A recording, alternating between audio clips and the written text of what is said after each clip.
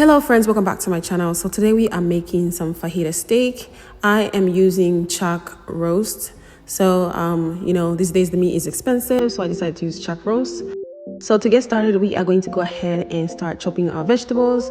So for my chop, I am going to fajita steak all the vegetables, my red pepper and my green pepper, as well as some onions.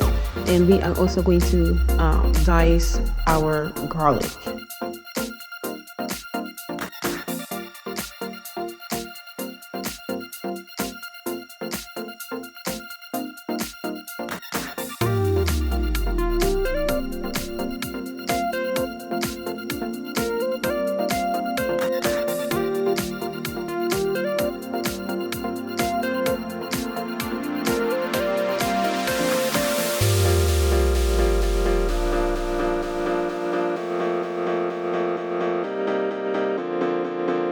So now that we are done prepping our vegetables, we are going to go ahead and move on to cutting our meat.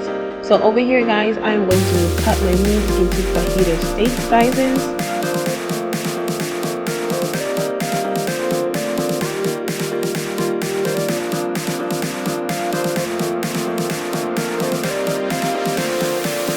So now that we are done cutting our steak, the steak should look like this, guys. So next we are going to move on to stir frying our chuck roast.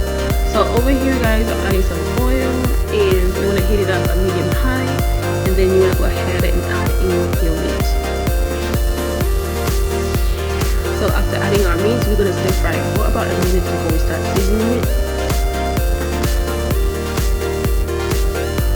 So for my seasoning, I'm adding some paprika, Cajun seasoning, garlic powder, and then I'm going to add it in better than Bouillon chipotle paste. So after stir frying for a little bit, I went ahead and added in some soy sauce, and I want to add in some oyster sauce and also some black pepper, and then continue stir frying.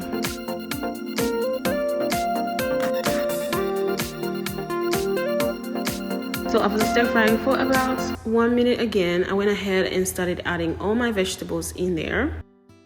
So guys, this is the last part. So like I said, this meal took about less than 15 minutes to prepare, and I ate it with my leftover noodles spaghetti that I made previously, and it was so good, guys.